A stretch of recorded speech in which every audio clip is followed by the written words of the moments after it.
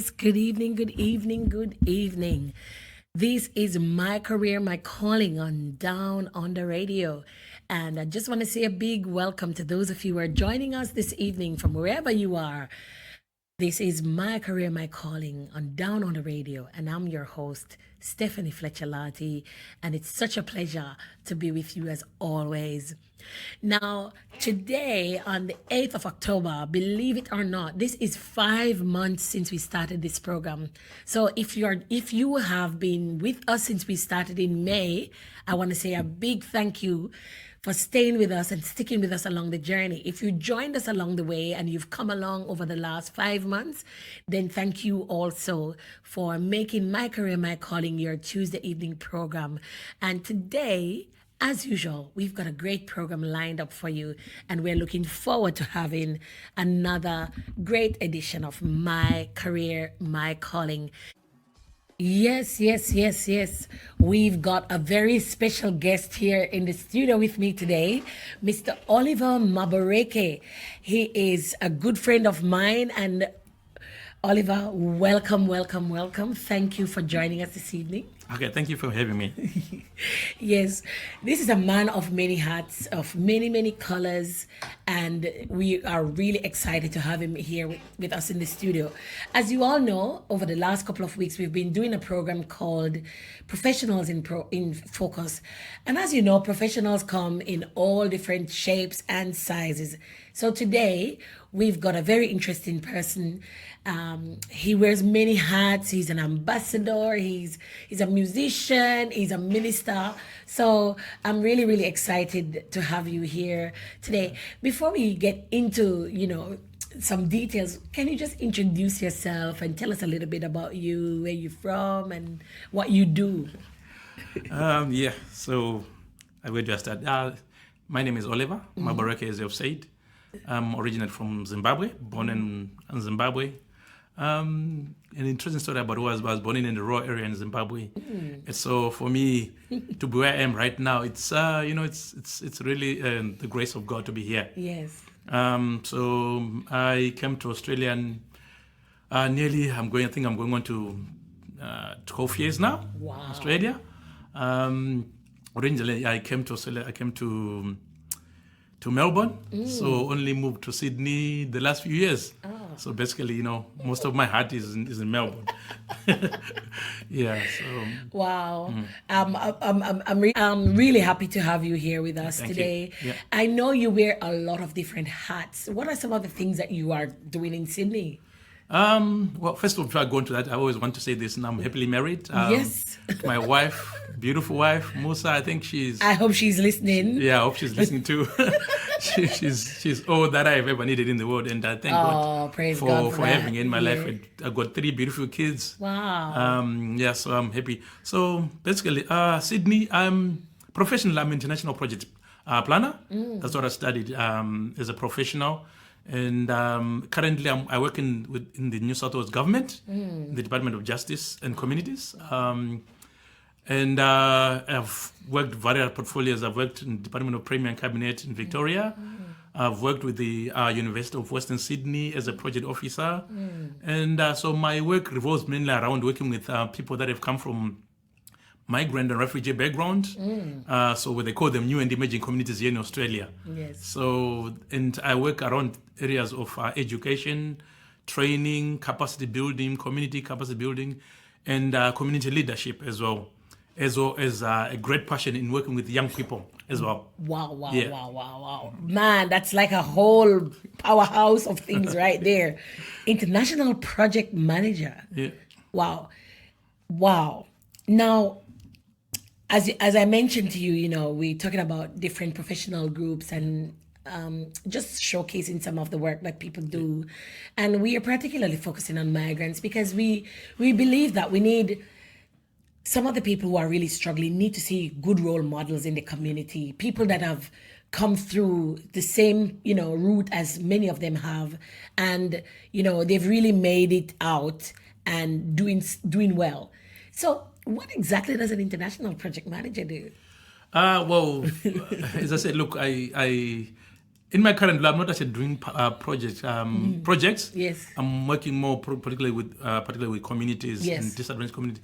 But international development, basically, I work with planning programs, particularly social programs. Yes. And previously, as I said, before I came to Australia, I did a bit of work with the United Nations.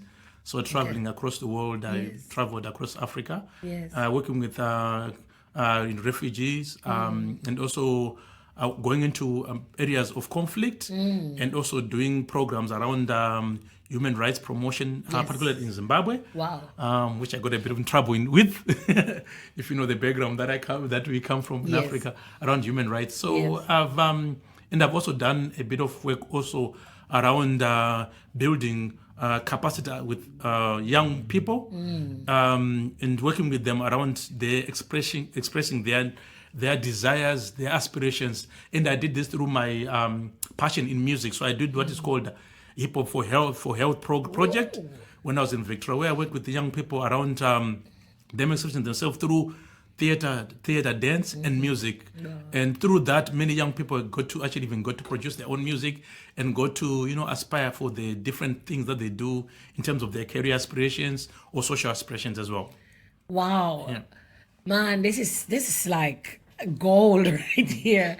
And my heart is warming up just listening to you talk about some of the things you do, because I really recognize and understand that our young people in particular, especially migrant youth, Yeah.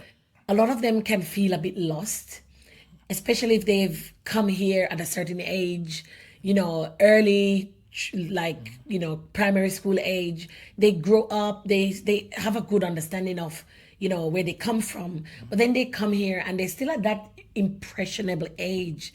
And so they sometimes feel like, I don't know, am I African or am I Aussie? And sometimes they go to they choose to go where it's easier for them, and sometimes they actually get lost, and they get so confused. And I'm really encouraged to hear that there are programs, and I know that this is one area that you have really invested quite a lot of time and energy in. So, and I know here in New South Wales, you've continued to work to champion the cause for new and emerging migrants. So, tell us a little bit about how you've done that in not just in New South Wales, but probably in Australia. I know you're a Zest ambassador. Yeah. Yeah. So as I said, look, I wear different hats. Like as I said, I'm part of what is called the African think tank. Yes. Which is a board member of 12 people from different African countries, professionals. So what we've done through the African think tank is that we've actually done leadership capacity building among African communities, whereby we realize that, so many Africans come to Australia as professionals, and sometimes they lose their way, they get frustrated because, somebody's got a PhD or a master's, they can't get a job. In the end, they end up either driving a taxi or doing all those things. So in the end, what we've done is, through that program, we actually managed to develop an initiative whereby these people are linked or mentored by professional Australians in government or private sector. So through that program, many people actually got to get a job. So in the end, I find that maybe in Africa, if I'm not mistaken, most people don't do what is called a selection criteria. So here in Australia, you're required to write a selection criteria, but most people, because they're not able to do that, they can't get a job because of that. So in that program, many people were mentored to actually get to know what the selection criteria is, how to, manage networks. Because one of the things that you can actually get employment or move ahead in Australia is by having good networks. Oh, tell me about it. Yeah, so that's what we sort of encourage and got people to understand that, look, it's not about, it's different. It's a different climate. You need to understand the environment where you are in. So one of the things, creating good networks, and also not just thinking that, the only little African community is the only be-all and end-all of everything. You need to get out there and get to know people, go to events, get yourself out and get people to know you, talk to people. So through this mentorship program, which was started, I think, around 2006, this has actually churned out quite a lot of people that have actually got into employment and also got to actually become mentors. And so, like, for me personally, I was mentored But now I'm actually mentoring other young people as well, and other people in that are actually looking at actually getting employment or creating businesses of their own. Yeah. Now that is really, really amazing. And I'm really happy to hear that, because you've touched on a few things that we've actually tried to address through this program as well. First one is the selection criteria. It's such an important part. You know, the selection criteria is basically that thing when you apply for a job or when somebody advertises a job, they tell you the person who we are looking for must meet this criteria. And what I have personally realized is a lot of migrants actually don't understand, they don't get it. Because the way we do applications back home is very different, you know. And for a lot of people, I know from personal experience that a lot of people have really fallen down with the selection criteria. So I'm very, encouraged and happy to hear that there's actually a forum. So is this something that is ongoing? Is it still running? Is there somewhere that this happens regularly? Yeah, it happens. Let's just say, look, for me, for example, I'm one person that I'm actually happy to help people. It happens. Let's just say, look, for me, for example, I'm one person that I'm actually happy to help people. Yes. And as you know, this is what is called the NEB program. Yeah. I'm actually happy to be on the African reference group for that program, and I was one of the pioneers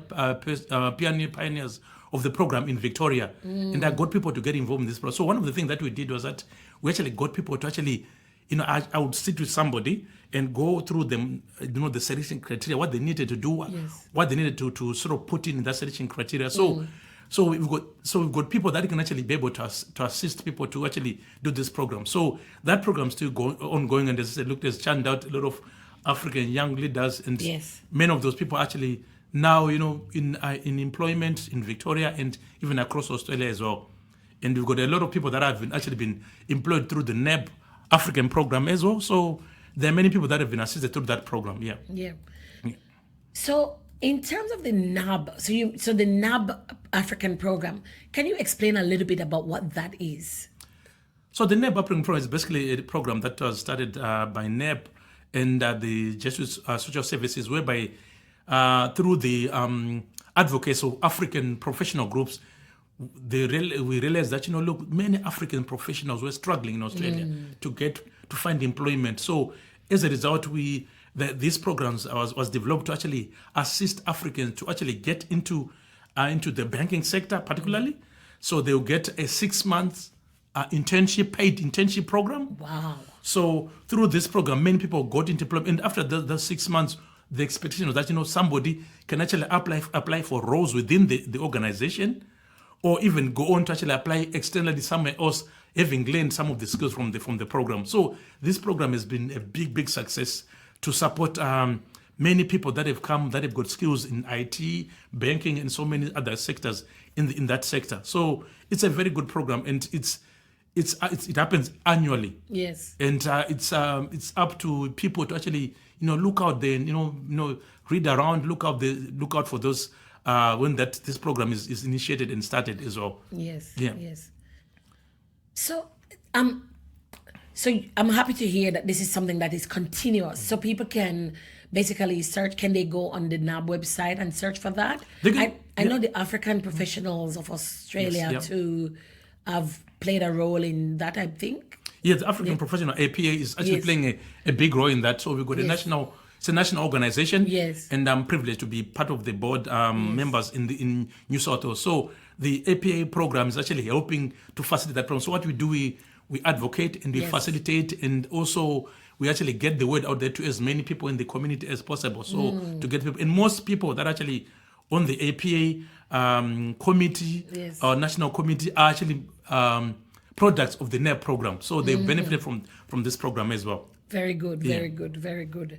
And so they are able to also mentor those who want to, and maybe help to identify people who can benefit from this program. Yes, definitely. And there's actually currently a mentoring program for young people that has been done through APA and New South Wales and other partnership organizations that we're working with. So there's a lot of things that are happening. And one of the things that I've always encouraged people is that, sometimes it's not good to just sit in your own small little space. You need to get out there, ask questions, go to meetings, talk to people, because that's the only way you can actually get information and also get to where you want to get to. Yeah. Yes, yes. very important about the information. Like you've touched on so many really nuggets today. So networking, you know, we've ridden the horse of networking on this program so much. You know, I was listening back to one of the interviews we did in August, and we had a professional network person who teaches about professional networking, Mark Haynes, who was on the program a couple of months ago, and he really delved deep into the importance of networking. You know, why is it that people really need to network, and the benefits that you get from actually putting yourself out there. And I believe almost everyone who's been on this program have mentioned how valuable networking is. And so in terms of networking, I know you've mentioned quite a few things that you're involved in. And I know there might be actually opportunities for people to network through some of what you're doing. Is there anything you want to mention about networking opportunities? Yeah, networking opened up, as I said, through APA. APA is an organization that is open to anybody who's from African background, a professional or aspiring professional. So that's actually another way of joining a network. You join the organization and you attend. We have regular meetings, seminars, and conferences. So attending those, you get to meet other people that are moving ahead, that are doing more in the sector from our own background, and you realize, oh, look, it can be done. And there's so many good examples out there of people that are making it. And it is the network that will eventually, get you to meet other people that can actually help you with maybe the challenges that one is facing. And also through the networks, you can actually get to ask people to be your mentor. Yes. Because I think one of the things that is probably foreign to us, maybe probably people of African background, particularly, is the idea of mentorship. Getting somebody that is probably somebody that you aspire to be, or somebody who's in a professional role, to just give you advice, to say, look, what do I need to do? So mentor can be somebody that could be mentor in terms of the way you dress, mentor maybe in your spiritual life, mentor in terms of maybe your professional life, so different mentors. So it is important that people actually get to find mentors that can assist them in this area. And it is only through networking that you can do it, through network, whether and there are very various places that you can network. Yes, very, very, very important. So there are many opportunities out there for networking, and in particular for people from African backgrounds. There's so many opportunities that you can get to meet other people, and one such opportunity is through the African Professionals Association of Australia. And so many things are happening in this space, and I think when you look on the surface of things, it would appear as if nothing is happening. Some people might even say, oh, there's nothing happening. People just go to church or they stay home with their family. But I'm really, really surprised to know that there's so much happening among the African diaspora. Yeah, there's so much. And I think one of the things that probably is maybe our shortfall as Africans is that sometimes we don't share as much to each other. Yes. We don't support. I always talk to I got, Chinese, I got, Indian friends. The way those communities support each other and help each other and give each other information, it's massive. Those people, they help each other, even buy houses, doing stuff like that. It's massive. I think that's one thing that we need to learn as Africans, that, look, the only way that we're going to go ahead is by supporting each other, either in business or in professional work. So support is very important. So as I said, look, we don't even always just look to professional African networks to support each other. You need to even look outwards as well. Join, if you're an accountant, join professional accountant organization. If you're a social worker, join social work. So not just so that you get to meet diverse people that can help you go ahead as well. Yes. And also, as I said, look, we got the Western Sydney Community Forum, which holds its annual Zest Awards, of which I'm an ambassador. So this is an organization that some people can actually participate in and become involved in, because this organization it works across Western Sydney and New South Wales at large. And this organization has got so much opportunity in terms of training, support for people from all backgrounds. So those are very, very large opportunities that are available as well. So it's called the Western Sydney Community Forum, Western Sydney Community Forum. Yeah. So it is that organization is the one that actually holds the Zest Awards. That happens annually every year at the ANZ Stadium. Yeah. Okay, Yeah, I've heard about that yeah, one. Yes, now I know which one you're referring yeah, to. Yes. So there's so much out there. Like there's so much in what you're saying today. So there are community organizations that yeah, across your local area that you can yeah, get involved in. And it's a great opportunity to meet other yeah. people, not just from your own background, but also to network with other people from Mm-hmm. other backgrounds. Because different ethnic groups have their strengths. And Yeah. we all know that. Mm-hmm. In some areas, if you talk about music, then you can probably go to the Africans. Yes, If you definitely. talk about the IT and the information technology, we're going to the Indians Yeah, and some of the Chinese for that. In accounting and the financial sector, is probably a lot of Chinese as yeah, well. We all have our little niche. So it means that if you want to break into a certain area, you need to network with these other people. And I mean, you've touched on something that's so important. We don't support each other. yeah, And it's such a critical thing that if we help each other, we can go so much further. yeah, definitely. It's a pity, really, because I'll tell you, like, I'll give you an example of Zimbabweans. Zimbabweans are actually one of the highest paid people in Australia. Yes. There was a survey that was done, and it was actually found out that Zimbabweans have got the High highest paying jobs. paying jobs Yes. in Australia. Yes. But the level of support among the community Yeah. is not that well. So it's something that we need to learn. And you find that even in business, people don't support each other that way. But then I always tell you that when you're doing business, don't do business because you want to be supported by your African brothers. Do business because you want to be supported by the community at large, because you'll be disappointed. So it's not always advised that you do your business and say, Yes. look, I'm doing it because I'm gonna get supported by my Yeah, African it's colleagues. yeah. That usually doesn't happen. It's very unfortunate, Yeah. but it is true. Yeah. Rather unfortunate, but Yeah. we've seen it, and we really hope that will change. And I just pray that even the younger generation will see that this is something that we cannot go forward with, and that we will start to think of ways in which we can support each other. I think in some very small pockets and little groups we are already starting to do that, but I think generally as a diaspora we haven't really caught on to the whole vision of, if you support me and I support the other brother and that one supports someone else, we're actually giving each other a hand up. And that is one of the greatest ways in which we can actually, advance, not just ourselves, but our community. Yeah, definitely. Because you see, the power is that most Africans are educated. Yes. Most Africans have got resilience. Yes. Most Africans also, because I've got spiritual understanding of the dimension of spirituality. So it's a huge advantage. We've got a very big advantage over many our communities. But then the only thing is that divisive kind of like mentality that we've got in what they usually call the PhD, Yes. pulling down syndrome that we've got. And it's unfortunate. And I think we need a sort of a mental renewal, Yes. change of mind and in terms of viewing your African brother and what they're doing. So, and once that happens, I can tell you, look, we're looking at another Obama in the next 20, 30 years in Australia. Yes.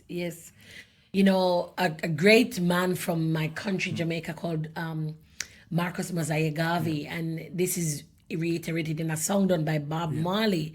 He says, emancipate yourself from mental slavery.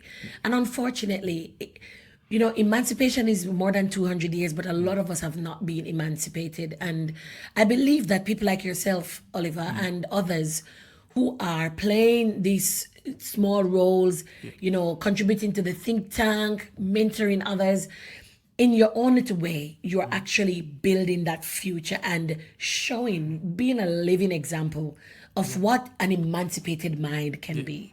And I really hope and pray that, in particularly for communities that tend to pull each other down, that we will start to think about, being emancipated and being our brother's keeper, which is really fundamental, isn't it? Definitely, yeah. And, you mentioned something earlier. You spoke about how when you came, that you got mentored. And I'm pretty sure you came here, you were a very experienced person, you came with a lot of qualifications, a lot of your own experience. And that's one thing that a lot of people underestimate, but I'll talk about that later. But you submitted yourself to be mentored.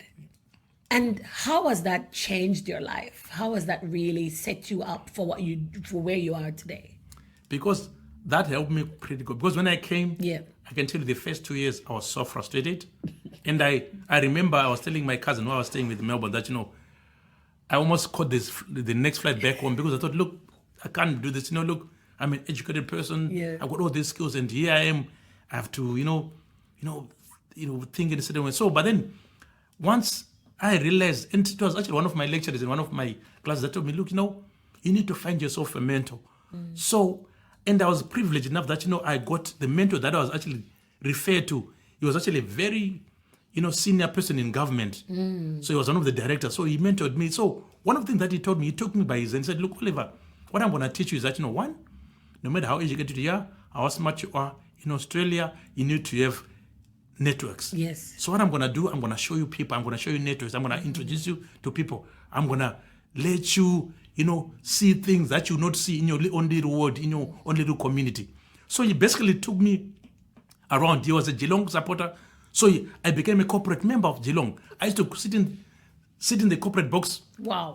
One little black guy with all these Aussies. And, through that, and they'll ask questions, oh, so who are you? And that's when I started talking about myself. I'm this. And then a few people got interested in me and said, look, you know what? Oh, you're doing this. I got a thing at my organization. Can you come and help me with this? So that's how I got mentored. So mentoring opens doors for people. Yes. Because what it does, a mentor is not going to give you all the answers. What a mentor does, just sort of guides you through certain pathways. Yes. And through that, you get to expose yourself. You get to see things. And also, I also got to understand Australian politics. Because if you don't understand the political correctness and Yes. things in Australia, and as I said, I come from Africa. I've got an African mentality. African politics don't work in Australia.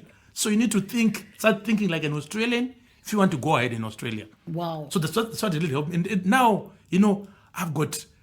I'm sort of adopted. I'm adopted in families, Australian families, in rural Australia, urban Australia. So I got families that I can go to that call me son. Yes. And I can go to them. They treat me like their son. Yes. And I've also got to desensitize this racial discrimination Yes. kind of things, because sometimes racial discrimination can be because of lack of knowledge. So what I've done is, through my indirect networks, I've got a chance to talk about it, Yes. and how it affects me, and how it affects other people, and then you get to talk about what about this sort of topics to people like that I've never had Yes. a person of my kind talk to them. Yes. And then they realize, this guy. And one of the things that I got asked most is that you can speak English. Yes. I said, yeah, I can speak English. I come from a country that is typically, they call it Little England. Zimbabwe, they call it Little England because, pretty much everyone can speak English. Yeah, for hundreds of years. Yes. So you see, most people don't even know that. Lack of knowledge. And what I've done also through a few of my friends, I get a few of my Australian friends to go to Zimbabwe to experience the life. So I've got, in the past sort of 5, 6, 7 years, I've got groups of schools, young kids, year 10, year 11. They go to Zimbabwe, stay in rural areas in Zimbabwe for 6 weeks, Yes. be part of the villages, Community. head cattle like the kids. When they come here, they're totally changed. That's amazing. Because I also tell people that, look, Australians are privileged. Yes. They are blessed. The thing that you have here, you are blessed, and some of the things that you take for granted. So when they go there and realize, the poverty, Yes. and then they come back here, they're totally changed. And those kids are now even helping kids back in Africa That's it. through an exchange program. I believe this is one of the reasons why, the government of Australia have stuff like the, integration and diversity programs, because what they want to see is for us to gel together and to do exactly what you've just described, for people to come together, to feel part of the community, but also to break down some of those walls that have been created through ignorance. And one of the things that I've done in the last 10 years being here through my own community associations as well is to try to do that, showcase this is what a Jamaican person is like, And I really encourage, those who are listening, in your own little unique way, whether it's through your music, whether it's through, your networking, through your religious circles, whatever it is that you do. It's such an important thing for us to help to educate people and get them to understand that actually, I'm really not that different from you. And it's so important, really, really so important that we really teach each other and share these nuggets and get people to understand that we can actually do this together. And it's so important. One thing that I always say is that, you know what? One thing that I've learned that it's okay to be different. Yes. And once you get to, and I always give the example of okay to be different, and also it's possible in Australia. One of the things that I always give an example is of my 6-year-old son. He does not see color. He does not see, difference, because he goes to a school where, all his friends are Australian. And, it was only one incident when he came home and he said, "Dad, am I black?" And I was shocked. But then it was because somebody said to him that he's black. Yes. But then because, he has grown up in this environment, he's even more adjusted than me. Yes. He doesn't see the difference. So sometimes you find that, it's okay to be different. Yes. It's okay to be different and proud of being African or a different community, whatever it is, because, that is what makes who we are. Yes. And to change that will be a tragedy. Yes. So I think I've actually realized that, you get more appreciated more by people when you actually identify to being yourself as an individual or as an African or, like you say, wherever you come from, whatever culture or background that you come from. So it's okay to be different. And the difference comes into support the diversity that you're talking about in Australia, the multiculturalism in Australia. Australia is a multicultural nation. And, without us, it will not be as multicultural as it is. And, we bring a lot of skills and a lot of power in terms of developing this country as well. Yes. Yeah. Yes, I totally agree with that. And we bring so much in terms of our knowledge. Yeah. That corporate knowledge that we brought from wherever we are, if not work. The way we do things. In my own workplace, I've implemented strategies based on my experience working overseas that's really made my workplace a winning workplace or giving us an advantage over other, workplaces. So it's really important for us to not change who we are, as you've mentioned, and appreciating that the diversity that we bring actually helps to make the community even better. Wow.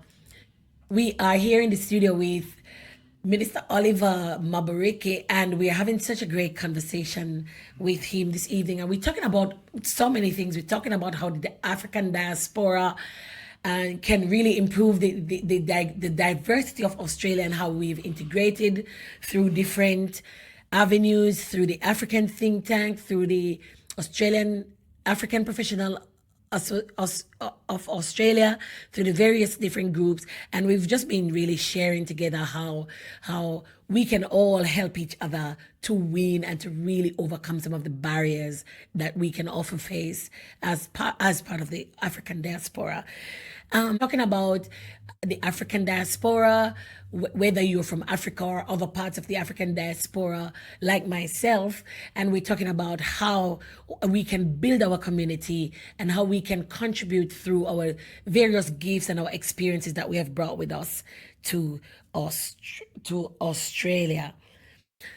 Yes, wow. So it's so amazing. And Oliver, I know on top of all these different hats you wear, I know you're also in the ministry, and I know you're also a gospel minister. Maybe if we can shift focus a little bit, and I know sometimes it's hard to talk about yourself, but it's part of who we are as well.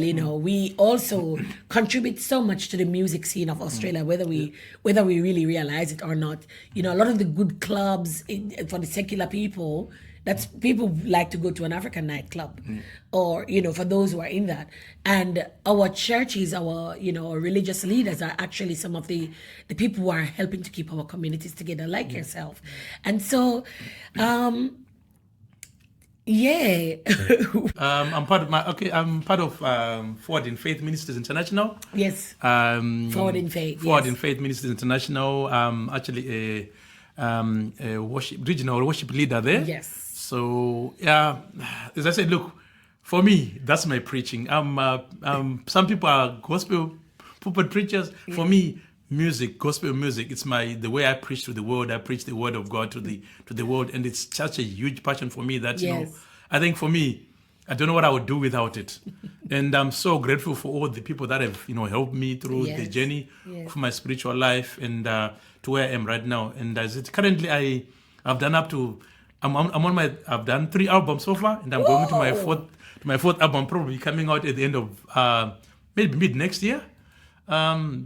But so my music is basically about my life experience as a Christian, some of the challenges that I've gone through as a Christian. But some people believe that if you're a Christian, why do you have to have challenges? I think for me, I take it is that for us to be good ambassadors of Christ, we need to go through the brimstone and fire. And when you come out of the fire, you become refined. And one of my albums that I did, which was called one of the songs that I've done, which was called "Fire of the Lord," talks about how as a Christian, if you don't go through the pruning process, Yes. you don't go through the fire, then probably you're not yet a finished product. Yes. So for me, it's been quite a journey. I've gone through so much stuff, but then I'm still standing, and I'm grateful to the Lord for that. Yeah. Wow. Yeah. And currently, as I said, of my latest album is called Renewal. I'm happy to talk about it. Yes. I think it's one of my best projects so far. It was, it's one of my best projects so far called Renewal, and it was done in collaboration with my friend. My friend who's in the United States in Dallas. His name is Emerson Matema. He's a great friend of mine, and great producer Ofi. Big up to Ofi up there in Dallas for this project, and I thank God for the support. And so far, the support has been amazing, particularly in the Caribbean. For one reason or the other, I've been getting a lot of support from people in the Caribbeans. I don't know why, but Caribbean people, we like good stuff. Good music. If you give us good music, then you don't have problem. Yeah, and you don't have to browbeat us. If we like your stuff, we just like it. We don't have to know you. Yeah. And that's it. But one of the challenges that sometimes the people that you expect to support your music are not the people that support you. I've got some support, not even from people that are Christians, people that just look, we just love your music. And then sometimes the music would then speak to them. I've actually got people that have actually come to the Lord because of just listening to the music. Say, look, you know what?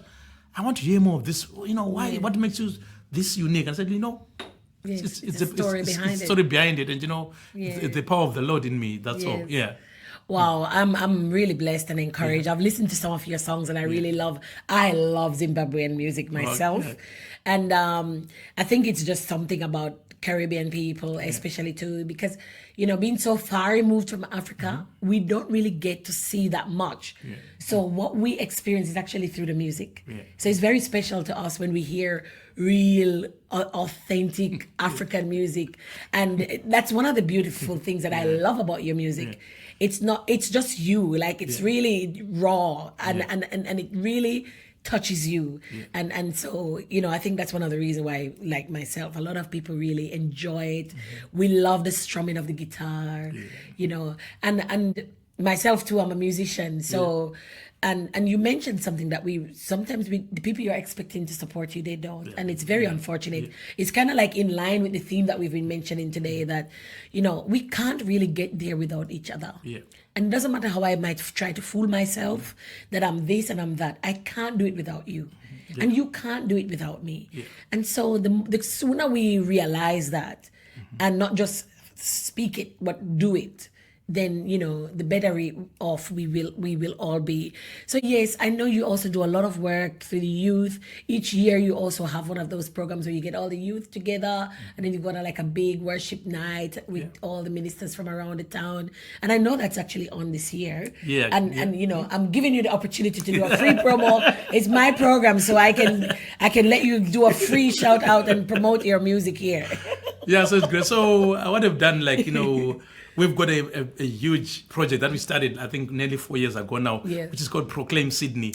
So this is a vision that came, into thought that, look, as Christians, rather than being huddled up in our own little fours in our churches, Yes. Different ministries, we need to get out of there. And one of the things that we can get out is through music and dance and worship.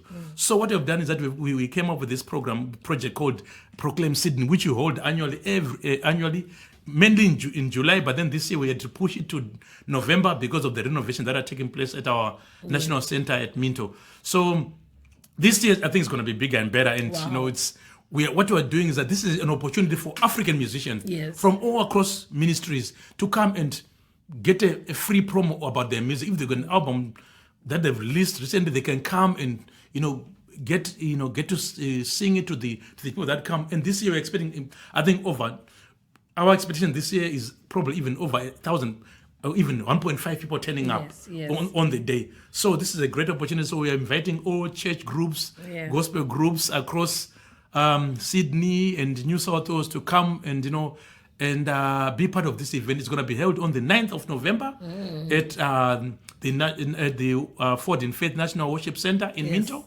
Yes. And people that want to get involved, they can get in touch with me, and they can call me and express their interest in this event. So it's free, with no charges, fellowship, food, and everything. So no, you don't have to pay for it. It's just a time that you come to enjoy the music, the vibe, particularly African music. It's going to be some new stuff coming up. We're expecting a guest from overseas, so we're still working on that. But I think in the next week or so, we'll be confirming the guest. So it's an opportunity for everybody across Sydney to come and have a good time on that day. Wow, that's amazing. I've been maybe 2 years to the, and funny enough, last year, my song that I released this year, the inspiration for that song actually came last year at Proclaim. Oh, great. That's good. I decided on that song that night because after I finished ministering that night, a few people spoke to me that night, and I was actually debating which song I wanted to record because I've got quite a lot. I've been writing songs for like 10 years. So I've got a big... And the release had come the year before that it's time to begin to publish. But I couldn't figure out which one to start with. So while I was at Proclaim, after I finished ministering one particular song, somebody walked up to me and said, man... And so that was a big inspiration behind the song that I eventually chose. And it's a great atmosphere. It's always such a great time to connect with other musicians and singers. And I always really appreciate, the work that goes into preparing for Proclaim Sydney. So there you have it. If you're around Sydney and if you're around New South Wales, Western Sydney, Southwestern Sydney, this is an amazing, a great free worship event. You can bring your kids there. They provide supervision and great kids program for the children, and trust me, you will not be disappointed. I've been there and I know it's an amazing show.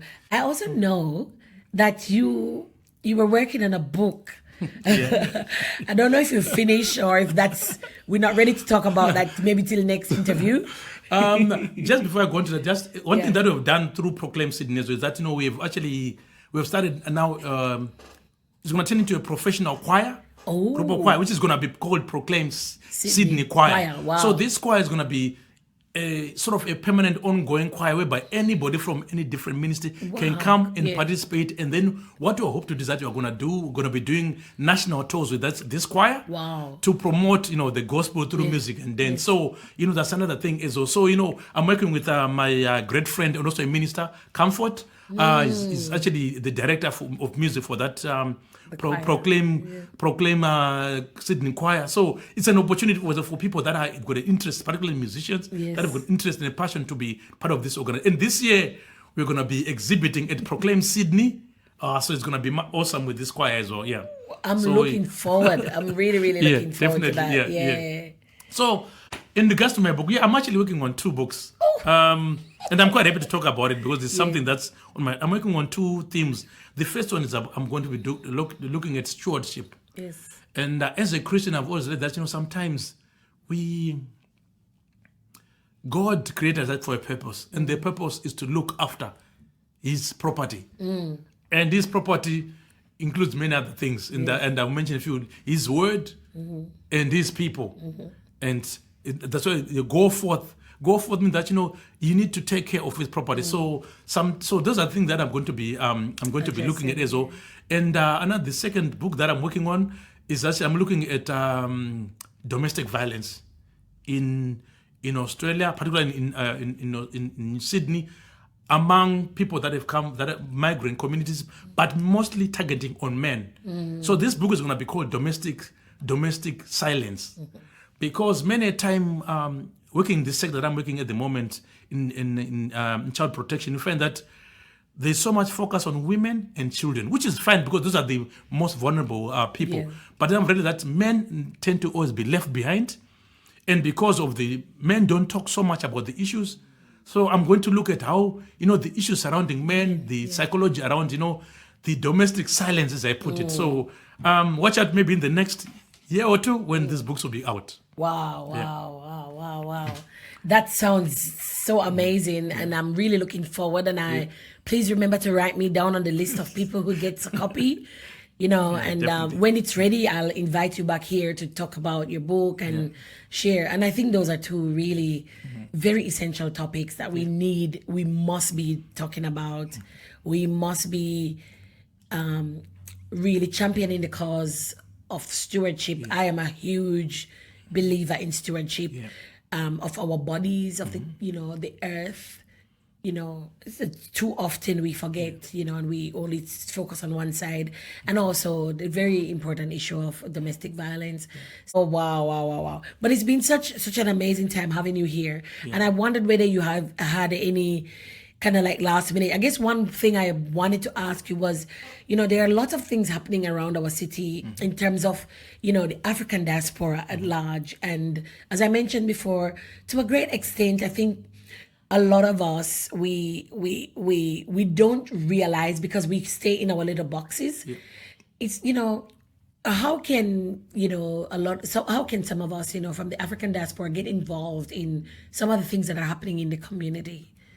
As I said, look, one of the things that I learned myself is ask the questions. Yes. You need to ask the questions. You need to find the right people to ask the question. And also, don't be trapped in this trap whereby you always talk about problems back home. You find that, and also, as I said, this speaker always said that if you hang around 9 broke people, you're gonna be the 10th one. So choose your friendships, wisely. Choose people that will build you, that will challenge you, that will constantly, be, activating your potential. So that's one of the things that I do. If you find that always talking about the same things that don't take you anywhere, then you need to rethink about, who your friends are. And also, I think also in our churches, we need to be proactive. I think one of the things that we need to be proactive about is about actually getting some training around leadership, around getting this into our churches, into our church community. Church not be, I think as much as you are spiritual, we need to build capacity in our people as well, so that they can actually go there and become a rounded individual. Yes. Yeah. And they become more effective in our communities. Exactly, yeah. Because I feel like some of the challenges that we might even face in the churches is because of that. Yeah, exactly. And the other thing too, some of us, we do so well in the workplace, but somehow we leave our qualifications when we come to church. Yeah. We are the star worker at work. But then we come to church and we sit and fold our hands. So, there's so much that we can be doing, and use that too as an avenue to build the community as well. And, this program is, it's something that we are giving back to the community as well, through our time, through the efforts and guests like yourself that we put together for the benefit of our community. And it's been great. 5 months we've been here, and feedback has been really good so far. And we thank you for helping us, creating another little piece of history today, and for sharing your own story and for providing inspiration. Today we've spoken about networking, how important that is, and how to connect with some of the existing structures, the systems. The think tank is there. There's a NAB mentorship program, so many things available for the community. So I just want to say a huge thank you to you for just spending this time with us today and just to share your heart about so many things that you have really invested yourself in. And I really appreciate what you've shared with us and our listeners. Thank you so much Thank you for for having me joining here. us today. And to our listeners, we want to say a big thank you for joining us today for another episode of My Career, My Calling. We are grateful that we have got this platform to share valuable information with you and that we have been able to provide useful information, and we've been getting great feedback from the community. So thanks so much, and thanks to all those who have been online, and we're looking forward to continuing these programs. Let us know if you have suggestions for future programs of how you want to contribute, and we will of course make room to give you a space to share your heart or whatever you would like to contribute to this program. So we've run out of time, and as always, we're looking forward to see you again next week at the same time and at the same place. So you've been listening to Down on the Radio, and we look forward to seeing you next week.